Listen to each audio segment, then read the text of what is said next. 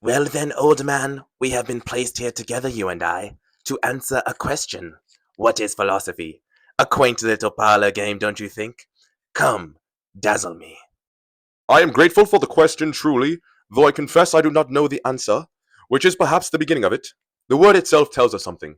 Philosophia, the love of wisdom. Not the possession of it, only the love of it. Ah, so philosophy is unrequited love. How romantic. You spend your whole life yearning after a woman named Wisdom, who never quite comes home. And you call this a discipline. I call it a very long rejection letter dressed up in togas.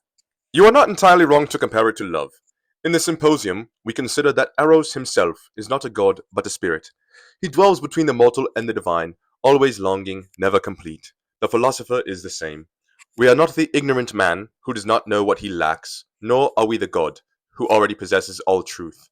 We are the in-between creature, restless, searching. And it is that restlessness which is the philosophical life. Charming. So you have built a monument to your own inadequacy and named it virtue. The man who knows nothing calls himself wisest. The lover who never arrives calls himself most devoted. Tell me, Socrates, at what point does this cease to be philosophy and become simply a very sophisticated excuse? Perhaps it is this.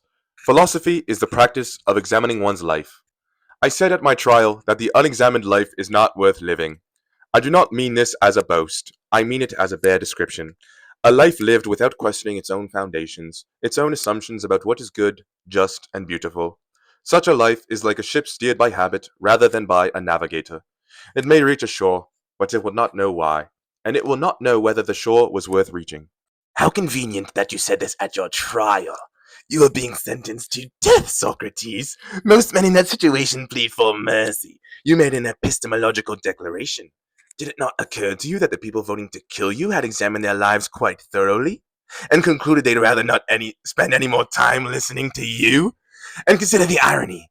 You examined your life so rigorously that it cost you the thing itself. Perhaps the unexamined life is merely worth living, no more, no less, and the fully examined one is worth executing. You say this as a wound, but I receive it as a gift. Yes, I died for the practice, but would you have me recant it because it is costly? If a physician tells a patient the truth of his illness and the patient strikes him, has the physician erred? The soul that refuses examination is ill, I think.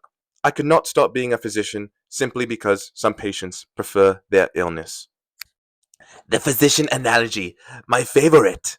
You wandered Athens asking generals if they understood courage, poets if they understood beauty, craftsmen if they understood knowledge, and when they could not answer to your satisfaction, you concluded you were wiser, because you at least knew your ignorance. Do you see the trap you laid for yourself? You made ignorance the highest credential. By that standard, the village idiot is a philosopher king. Then let me say it differently. Philosophy is the care of the soul. We are not merely bodies moving through a world of appetites. We have something within us that can be made better or worse, something that responds to justice, beauty, and truth. Philosophy is a discipline of tending that thing. As a farmer tends his field, not for a single harvest, but for across a life, the philosopher tends the soul, not for pleasure, not for reputation, but because the soul is what we are most truly. The soul, yes. I know a great deal about souls, professionally speaking, and I will tell you what I have observed. Every man who has come to me arrived, having spent considerable time tending his soul according to some philosophy or another. The zealot who burned his neighbors for heresy, soul beautifully tended according to his doctrine. The tyrant who read Plato's Republic and decided he was the philosopher king, deeply sincere, impeccably reasoned. The soul, dear Socrates, does not come with a receipt. You cannot tell me your method of tending it is better than another man's, unless you can first tell me what the soul is. And that, as you have just admitted, you cannot do.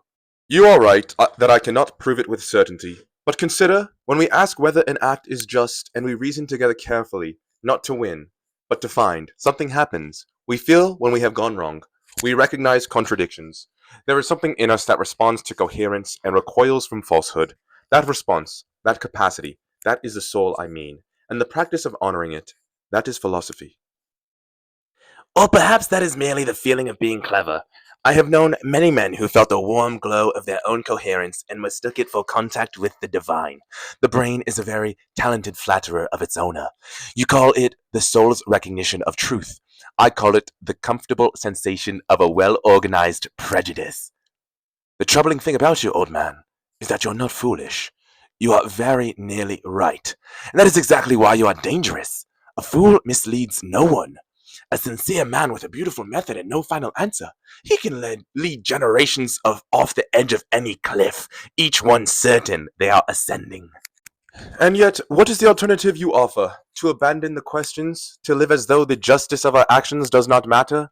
As though the good is merely a name we give our appetites. You scold me for seeking without arriving. But I think the man who stopped seeking has not arrived either. He has merely sat down in whatever room he happened to be standing in and called it home. I offer no alternative. That is rather my point. I am not here to replace your philosophy with another one. I am here to ask whether the enterprise has a flaw. You say philosophy is love of wisdom, but love without an object is madness. You say it is the examined life, but examination without a reliable instrument is theta. You say it is care of the soul, but the soul remains, after all your centuries of tending, as undefined as the day you started. I do not say this to discourage you. I say it because I find it, and I choose the word carefully, delicious, the noblest human activity, and it cannot tell us what it is. Yes, it cannot tell us what it is. And so we must keep asking. That is not the failure of philosophy, my strange friend. That is its nature. The river does not fail because it is always moving. It is only a river because it moves. Perhaps philosophy is the one human practice honest enough to admit that it is the question and not the answer, and to hold that without despair. Ah, without despair. Yes, that is either the most courageous thing I have heard in several millennia, or the most sophisticated way I have ever seen a man describe the inability to stop. I genuinely cannot tell which. And perhaps that is your answer. Philosophy is the only thing in the human world that looks identical, whether it is a virtue or a compulsion.